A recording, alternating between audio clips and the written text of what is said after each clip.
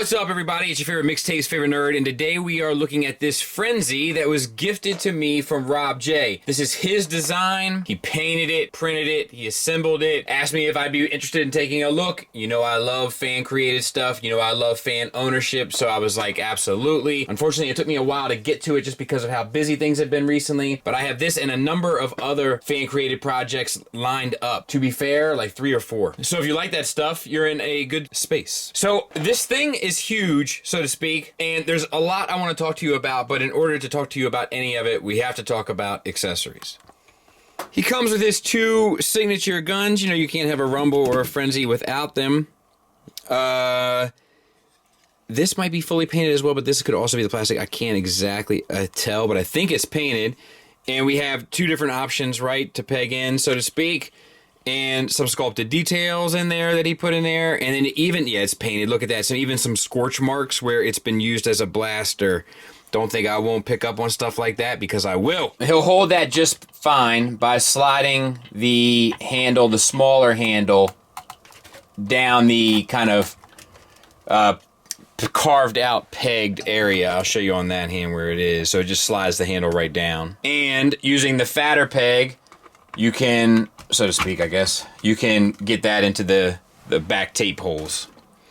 He comes with 2 pile drivers, massive, and painted red and black. And look at the bottom, good for smashing, I'd say. They extend as well, which is cool. And you got the sculpted detail in there. Pretty cool. To attach the pile drivers, just make sure that you have his hand collapsed, and then this giant peg in the pile driver itself will go in that little area there. Assuming that you have his arm nice and straight.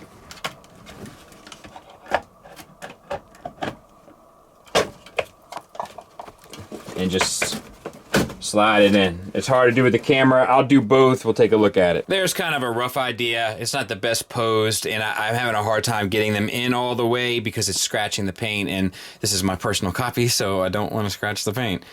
Call me selfish, but yeah, there that is. You even get covers to cover down on some of the holes for the assembly aspect of it, and he painted those as well for me. So there's the base color to give you an idea. So, I can dig it. And lastly, he gave me a Skullface keychain, which is 1000% going on my car keychain. A very thoughtful gesture. Didn't have to do any of this, but particularly this. Thank you. Lastly, the way that he has this set up, I believe, and like I said, all the information will be in the description. It shows you, like, you buy the file, I'm guessing, and then you print off all the stuff. There's instructions on how to assemble the print, and then there's instructions for transformation as well as additional details. So, no stone left unturned, as it were, in regard to the customer service aspect of making sure that you are ready to go when you have made your purchase.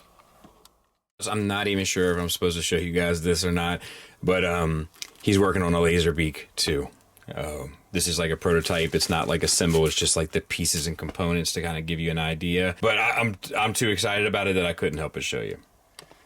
And there's tape mode, and like he painted this. Like the red is painted, the silver is painted, the blue is painted, the gold is painted, the black is. I think it's all painted because I think it's all like a flat gray, like your typical kind of 3D printed gray.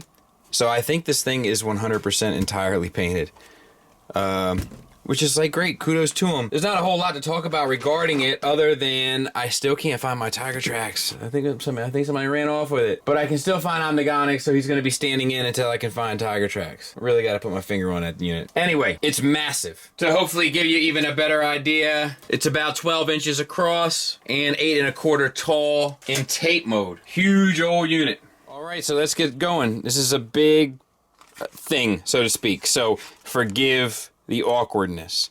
So very G1-esque. You bring the, actually everything-esque, right? Bring the legs down. Bring the feet out. This portion slides back for the heel. Let me see if I can't get in there.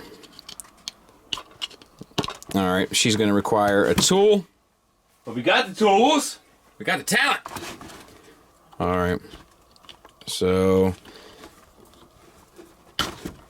all right.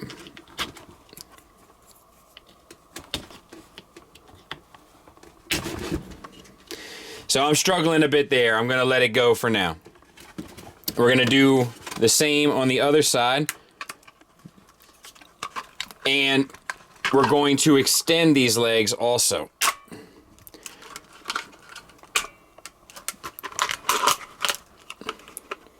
And bring this down, swivel it around, and bring the foot down. Let's see if this heel slides any easier.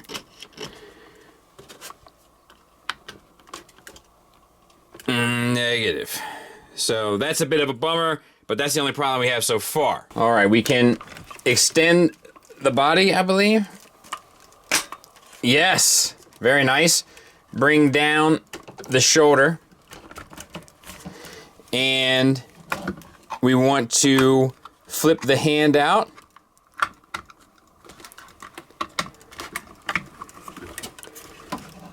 I'm trying to be cautious here. And same for the other side. Open up the panel here and flip the hand out. Close that up. And then the last thing that we want to do is flip the head out, spin it around. I'll clean it up. We'll take a look at it. All right, and I did get the heel out. Let's go through articulation, and I'll go through some of the design stuff the best I can, and in order to give you an idea and also get a better idea of what exactly we're working with here. So obviously, due to transformation, we can get a head tilt up and a slight bit down. You also get the swivel where the head pegs in. I like the facial design. The print on this is his printer, right? So you can't really judge it because you're going to be printing it off from your printer. But it's a little touch and go here. We have all of it's fully painted. Every color you see here, he painted himself, which was very kind of him. We have a hinge that comes out to a ball peg on the shoulder. Using both, you can get the arm straight up. You can get the arm 360 around. You can get the arm straight out to the side 90 degrees. Ratcheted elbow to 90 degrees. No bicep swivel. That might be getting a little too greedy, I guess. Wrist swivel. Individual articulated fingers. They are tensioned, but because of the size, they don't feel as wobbly as like a lot of the older stuff that was done this way. Ball peg into the knuckle for the thumb, and then a primary and secondary hinge, and then primary, secondary, and tertiary hinge for every finger, making them completely and fully articulated. Same for the other side. Ratcheted waist swivel, and then the hips. First of all, sculpted detail-wise, look at that. We got a little bit of details there, also in the shoulder. All the stuff there on the chest and pelvis. Looks good. Ball pegs for hips. A little tight, you know, but they're going to get you pretty much the full Van Damme out to the side. And then they come down to a hinge that will get you the kick forward and the kick back for the full Monty. The thigh swivel is going to be at the ball peg itself up in the hip, but it's there. The knee is double jointed and gets you 90 degrees.